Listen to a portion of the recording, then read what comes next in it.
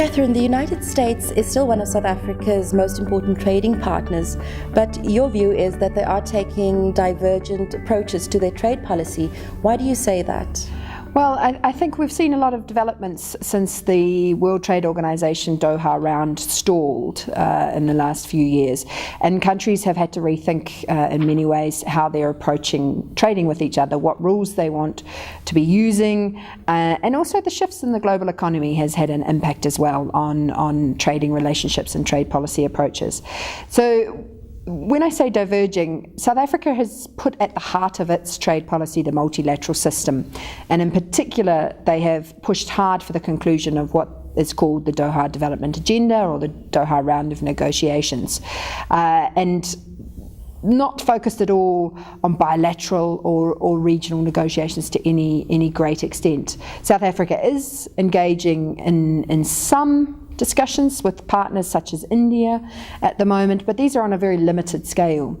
At the other side, you've got the United States, who really has not put in much effort to seeing the conclusion of the Doha round in the WTO context, and has been blamed by many for the failing to be able to conclude those negotiations. Where the focus of US trade policy resources is going is in what some call mega regional agreements now. Namely the Trans-Pacific Partnership, which has been underway for a number of months and is actually set to conclude its first phase in October 2013. And that is a very far-reaching agreement between partners of the Pacific Rim, Asia-Pacific countries, including Australia, Chile, Malaysia, and of course Japan is set to join in July this year as well. Then there is the recently launched Transatlantic Trade and Investment Partnership Agreement negotiations, which will be getting underway very shortly as well. You've also got the European Union in this mix now because of the agreement on the transatlantic, and the EU are negotiating more agreements than many. They're currently talking to Canada, Japan, India, many others as well. So this space is becoming much more active for, if you like, the traditional economic powers. They have turned away from the WTO and are looking to other means to progress their trade policy. So they may have divergent approaches, but there is still a high level of activity between South Africa and the US. What is the reality of the trade between these two countries? The reality is that the United States remains one of the most important trading partners of South Africa. Currently it's at number 2, if you like, in the list. That can change a little bit, but it's the second biggest single market behind China in terms of South Africa's current trading relationships. The reality also is that much of what South Africa exports to the United States is of a value-added nature. So it's products where we have involved the manufacturing sector or, for example, agro-processing. We're not simply sending our raw materials to the US. So that would be a distinction as well between China and the United States as trading partners for South Africa. And this level of economic activity is supported in a number of ways. The United States does provide preferential access for exports from South Africa under both its Generalised System of Preferences scheme as well as the Africa Growth and Opportunities Act, AGOA.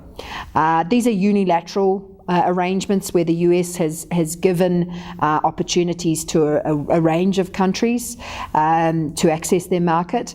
They are reviewed periodically by Congress, and in 2015 we will see the review of AGOA. Whether South Africa is going to remain indefinitely as a beneficiary is a big question. And that really, I think, is for me where you see the intersection between these two different policy approaches. Is on the one hand, the US is pursuing very broad-based ambitious trade agreements with a number of regions in the world. South Africa's clinging on to the multilateral trading system.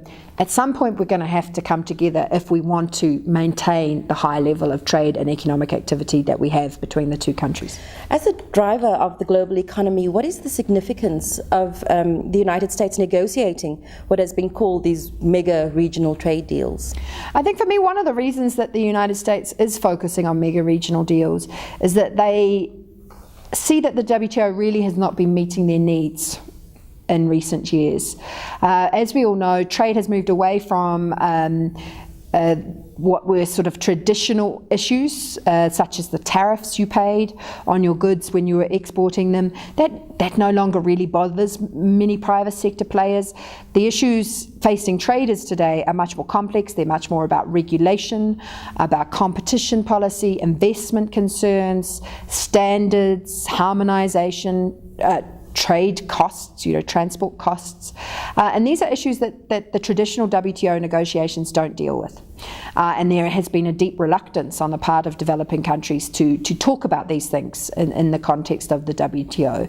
And so I think the US is taking a fairly realistic approach and saying, well, if we can't deal with these things in a multilateral context, let's see if we can talk to our trading partners about them bilaterally or regionally. The BRICS formation is gaining traction. So could we see changes in the relationship South Africa has had with traditional trading partners, such as the United States and the European Union? I think that when it comes to trade and economic relationships, we have to be careful about using the BRICS group to define certain engagements, because the reality of the BRICS is that the trade that takes place amongst the 5 countries is largely centered around China. And so China is very much an important economic partner of all countries in the world today, quite frankly, and including the other BRICS. So if you leave aside China, our levels of engagement with the other BRICS are very low still. We're coming off of an incredibly low base, and we're facing a number of challenges of breaking into those markets, not least protectionism, regulation. No natural transport links have been built up necessarily between the BRICS countries. And so it's going to take time. You can have a high level of political commitment to a formation such as the BRICS, but the private sector will take a while to catch up. So the question really is also whether we necessarily will benefit from expanding the trade with other BRICS countries. So far there has been very little indications that South Africa will be a competitive player in terms of exporting manufactured or industrial products to these emerging economies, whereas we have managed to build a strong export base of these types of products going into the American and European markets. And these are the sectors that we want to see leading our economic growth and our employment models going forward. And so I wouldn't think that we want to, in many ways, shift entirely away from traditional partners. The BRICS are important. The global economy is shifting much more towards Asia, driving future levels of growth. But whether that is going to be something that we want to see reflected in South Africa's export figures, I'm not too sure.